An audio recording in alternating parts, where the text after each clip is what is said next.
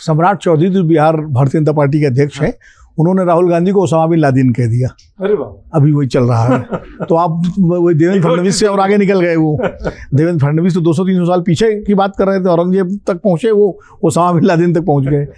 दरअसल क्या है कि भारतीय जनता पार्टी की समस्या ये है कि उनको थक हार करके एक ही चीज़ नज़र में आती है, हिंदू मुस्लिम नैरेटिव बनाना, हिंदुओं का ध्रुवीकरण, मुसलमानों। और इसीलिए आरएसएस का जो कल हमने और जयदीप जी ने इस पर काफ़ी चर्चा की थी अपने अमरुजाला.com पर ही, राष्ट्रीय स्वयंसेवक संघ जो हिंदुत्व की विचार गंगोत्री है, जहाँ से हिंदुत्व की विचारधारा निकली, उसके मुखपत्र में ये सलाह जब दी जा रही है कि भाई अकेले हिंदुत्व से काम नहीं चलेगा, इसका मतलब उसको मालूम है कि इस मुद्दे में जितना इसका दोहन हो सकता है उतना हो चुका है।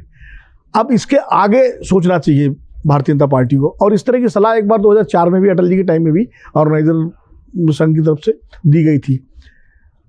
अब होता यह है कि जिसका लालन पालन जिस माहौल में होता है, जिस वातावरण में बच्चे का, तो बड़े होकर के वो उसी तरह की भाषा, उसी तरह का उसका संस्कार होता है।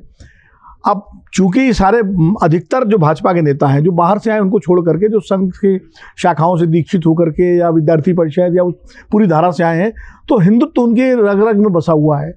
तो चाहे कुछ भी कहा जाए, वो उनका आखिर में उनको लगता है यही एक रास्ता है हमारे पास। अब वो चाहे नरोत्तम मिश्रा जी कभी कोई बयान दे दें, कभी जो है ये सम्राट चौधरी का बयान आ गया, कभी गिरिराज जी किसी को पाकिस्तान भेज दें, तो ये एक बिल्कुल वो जो है उनका सेट फार्मूला है।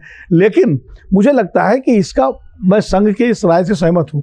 संघ का मानना है कि हिंदुत्व को लेकर के आप एक जो ब्रॉडर उसका कॉन्सेप्ट है उसमें जाइए और ज़्यादा से ज़्यादा लोगों को जोड़िए और ज़मीन पर काम करिए। खाली मोदी जी का चेहरा और हिंदुत्व की चाशनी, इन दो के भरोसे अगर आप चुनाव जीतने की ख्वाब देख रहे हैं तो आप भूल जाइए, ये है उसका कहना। लेकिन जो आसान रास्ता राजनेताओं को दिखाई पड़ता है वो उसी को अपनाते हैं। कांग्रेस ही भी इस चक्कर में, इंदिरा गांधी के ज़माने में वो इंदिरा गांधी के अलावा उनको आगे कुछ नहीं दिखता था। मैं तो वो घटना एक बार बता चुका हूँ कि एक मंत्री थे उत्तर प्रदेश के, उनको जगाने लोग आए रात में उनकी कॉन्स्टिट्यूंसी के, तो उन्होंने डांट के भगा दिया। और जब लोगों ने पूछा, कुछ पत्रकार मित्रों ने कि तो आपके क्षेत्र के लोग हैं, कुछ बात कर लेते, बोले मुझे वोट इंदिरा गांधी को देते हैं, उनको जगावा जाके रात 11 बजे। तो इस मानसिकता से जो है ग्रस्त थी कांग्रेस, तो आज देख रहे हैं अब भाजपा में भी ये मानसिकता घर कर गई कि सब कुछ, अब कुछ भी होगा मोदी जी आ जाएंगे और हिंदुत्व है, हम गाड़ी निकाल लेंगे। कर्नाटक के बारे में जब बात की जाए तो कहते नहीं, वहाँ तो दूसरे फैक्टर थे, वो हमारा हिंदुत्व फेल नहीं हुआ, मोदी जी का चेहरा जो है वो वैसे ही चमकदार है, वो तो खाली वहाँ लोकल लीडरशिप के खिलाफ नाराजगी थी। सही भी है, इसमें बहुत सारे तथ्य, लेकिन कहीं ना कहीं आरएसएस को चिंता है इस बात की कि खाली हिंदुत्व के सहारे आप रहेंगे, खाली मोदी जी के सहारे रहेंगे तो गाड़ी पार होने वाली नहीं है। क्योंकि हिंदुत्व का जो वोट है वो फिक्स हो चुका है। और 2014 में जब मोदी जी आए थे, तमाम सारे नारों के साथ, सपनों के साथ, वादों के साथ, इरादों के साथ आए थे, और एक बहुत बड़े तबके ने उनको इसलिए वोट दिया था जो हिंदुत्व का वोटर नहीं था, जो कांग्रेस को वोट देता था या दूसरे दलों को वोट देता था, लेकिन उसको एक उम्मीद दिखाई पड़ी थी। इसलिए 2014-2019 में उनको खूब जबरदस्त सफलता मिली बीजेपी को। संघ समझ रहा है इस बात को कि अब चीजें ऑप्टिमम लेवल पे आ चुकी हैं, इसलिए कुछ नया करना चाहिए और आगे सोचना चाहिए, इसलिए संघ ने ये जारी। लेकिन अब माने कितना माने, और इसमें एक चीज और है, इसमें एक रणनीति भी है। संघ की खास बात है कि वो कहने को तो कहने को तो सांस्कृतिक संगठन है, लेकिन राजनीति पूरी करता है वो।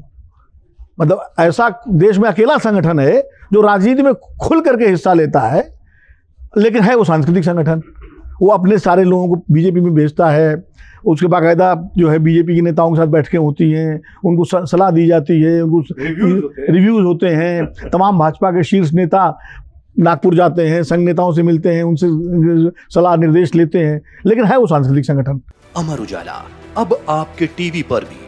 अपने स्मार्ट टीवी पर YouTube पर सर्च करें अमर उजाला, चैनल सब्सक्राइब करें और देखें ताज़ा खबरें, वो भी HD क्वालिटी में। और हाँ, बेल आइकन दबाना ना भूलें ताकि हर खबर हो आपके घर। अमर उजाला, निष्पक्ष, निर्भीक, निरंतर।